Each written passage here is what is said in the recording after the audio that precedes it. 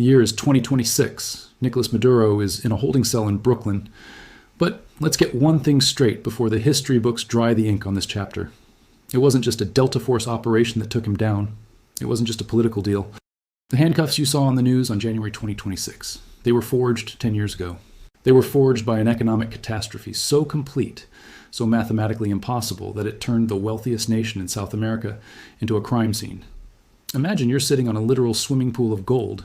You have more oil than Saudi Arabia.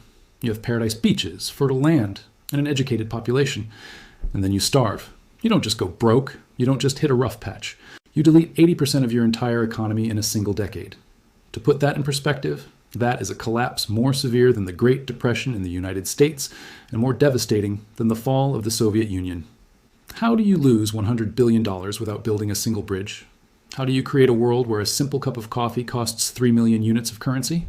Today, we aren't just looking at the footage of an arrest. We are performing a forensic audit of the most spectacular financial suicide in modern history. This is the economy that nailed Maduro. To understand why Nicholas Maduro is sitting in a cell today, we have to go back to the moment the trap was set. It starts with a number that should have guaranteed eternal prosperity: 300 billion. That is the approximate number of barrels of proven oil reserves sitting beneath Venezuelan soil. It is the largest stash on planet Earth. It is bigger than the reserves of the Saudis, bigger than those of the United States, and more than the combined reserves of several other OPEC nations. It was a geological lottery ticket that, by all rights, should have made every single Venezuelan citizen a millionaire. But here's the dirty little secret of macroeconomics. Oil is a jealous god. When Maduro took the wheel in 2013 following the death of Hugo Chavez, he didn't just inherit a presidency. He inherited a car that was already smoking under the hood and leaking oil onto the pavement. For years, the government had been infected with a terminal case of what economists call Dutch disease. If you aren't familiar with the term, here's the plain language version. When a country discovers a massive resource like oil, it starts making so much money selling that one thing that its currency gets incredibly strong. This sounds like a good thing, but it's a siren song. A strong currency makes it incredibly cheap to import stuff from other countries and incredibly expensive for your own farmers and factories to export anything. Slowly, the local economy withers away. Why bother growing tomatoes in the Venezuelan sun when you can buy them from Brazil for pennies? Why maintain a car factory when you can import luxury SUVs from Europe with the click of a button? Venezuela stopped making things, they stopped farming, they stopped manufacturing. They simply pumped oil, sold it, and bought their entire lifestyle from the rest of the world. It was a lavish, drunken, endless party. And as long as oil was trading at over $100 a barrel, the music kept playing and the champagne kept flowing. But the party was built on a foundation of sand, and Maduro was about to walk right into the collapse. But Maduro didn't just inherit a dependency on oil, he inherited a broken pump. Years before he took power, in a moment of pure political ego that would eventually doom the nation, the government had fired nearly 20,000 engineers and geologists from PDVSA, the state-run oil company. Why? Because they had participated in a strike. In one fell swoop, the regime purged the institutional knowledge of the country's only lifeline. These experts were replaced by political loyalists, people who knew a lot about chanting socialist slogans and organizing rallies, but very little about the delicate science of maintaining high-pressure subterranean pipes or managing complex offshore rigs. By the time Maduro sat in the big chair, the infrastructure was literally rotting. Pumps were rusting into the ground, pipelines were leaking into the Caribbean, and the refineries were running at a fraction of their capacity. But the regime had a problem. They needed cash, and they needed it now, to keep the social programs running and the military happy. So instead of reinvesting in the rigs, Maduro treated PDVSA like a personal ATM. Need money for a massive political rally? Take it from the oil company. Need to pay off a restless general with a penchant for luxury? Take it from the oil company. The maintenance budget was effectively deleted. This was the first nail in the coffin, the production collapse. When Maduro took office, Venezuela was pumping nearly 3 million barrels a day. By the time the handcuffs went on, that number had struggled to stay above 800,000 for years.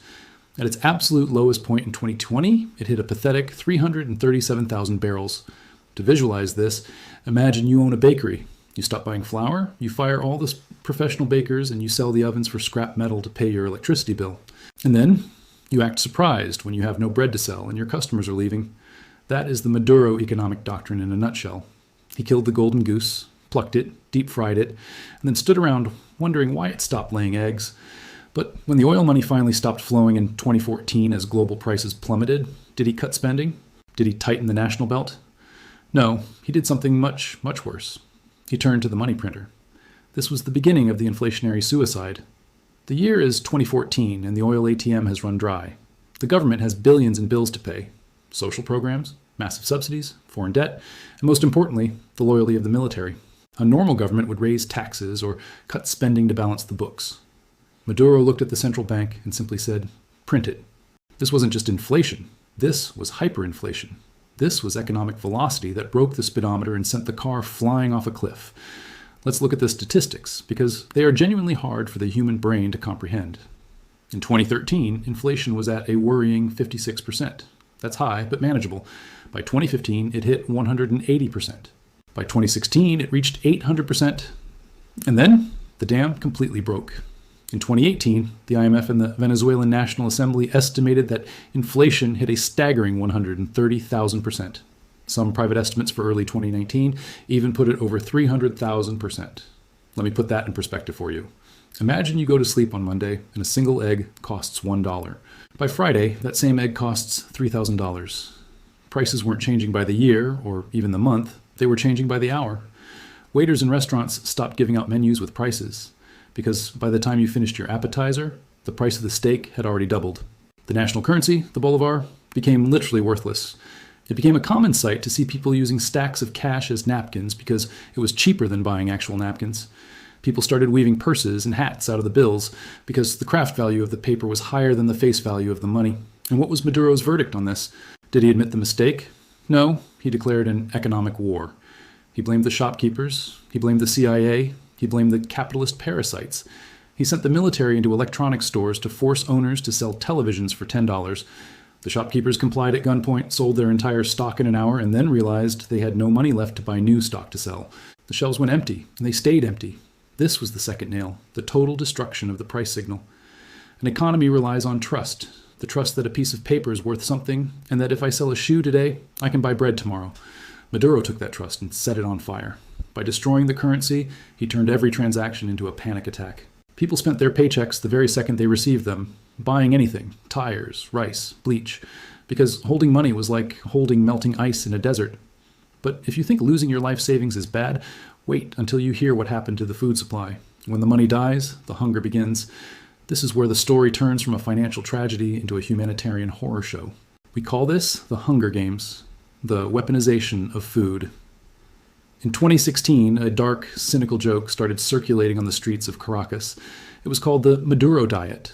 The punchline was that it gets you skinny, but it doesn't make you fit.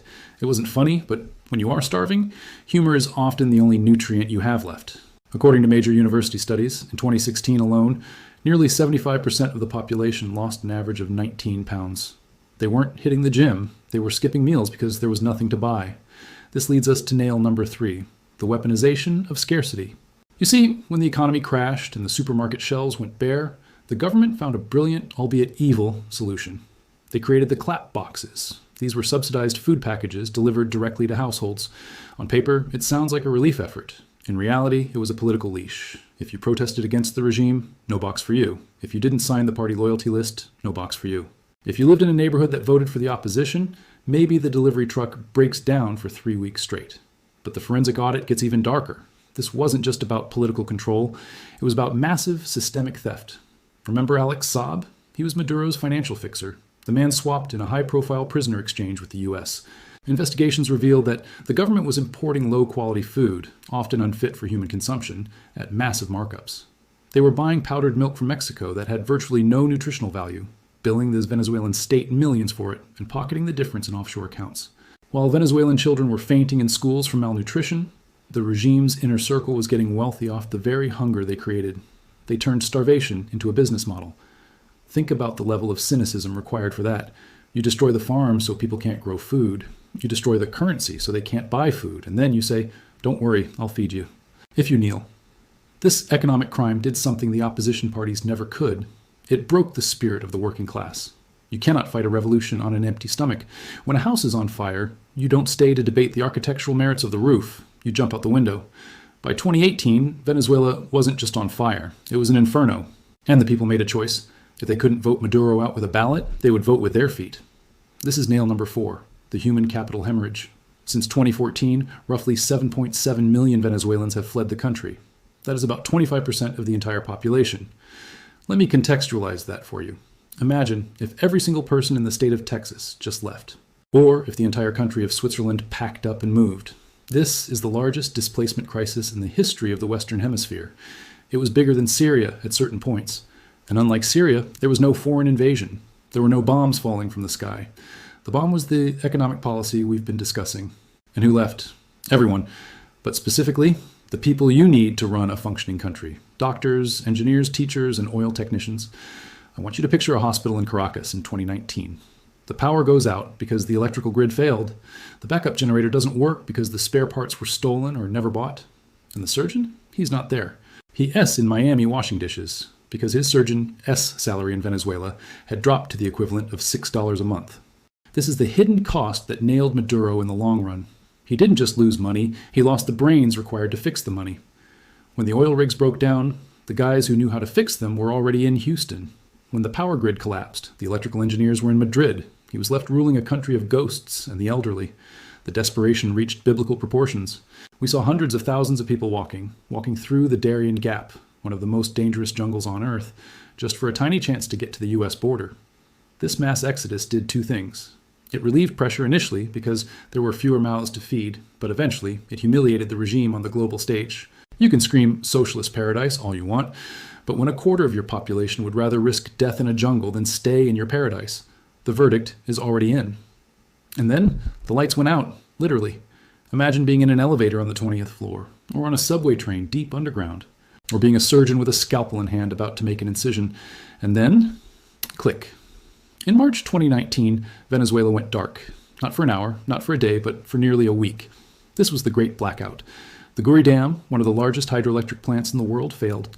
Maduro claimed it was a cybernetic attack, orchestrated by the US and Senator Marco Rubio from a laptop in Washington. But the engineers who remained knew the truth. It was nail number 5, the infrastructure apocalypse. They had stopped cutting the grass around the substations, leading to fires. They had stopped replacing the massive turbines. They let the system rot until it simply gave up. When the power died, the water pump stopped. In a tropical country at 90 degrees Fahrenheit with no air conditioning and no water, people were seen scooping liquid sewage from the Guari River just to flush their toilets.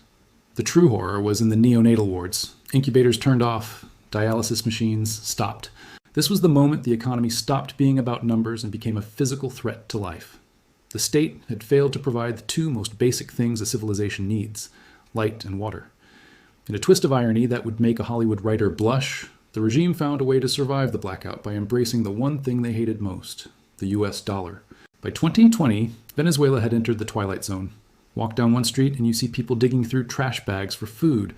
Walk down the next and you see a shiny new store called a Bodegon, selling Nutella, Kirkland vitamins, and PlayStation 5s. This is nail number 6, the zombie economy. Maduro quietly legalized the dollar because he literally couldn't control the exchange rate anymore. Suddenly, Venezuela became a two-tier society. Tier 1, the 95% of people earning bolivars worth nothing. Tier 2, the 5%, government cronies, military generals, and people with family abroad sending remittances. This created a bubble of luxury in Caracas that gave the illusion things were getting better.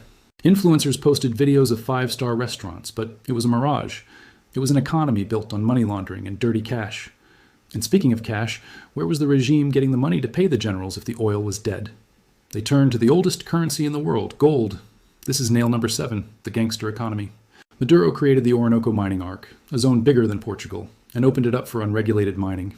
This wasn't industrial mining, it was the Wild West.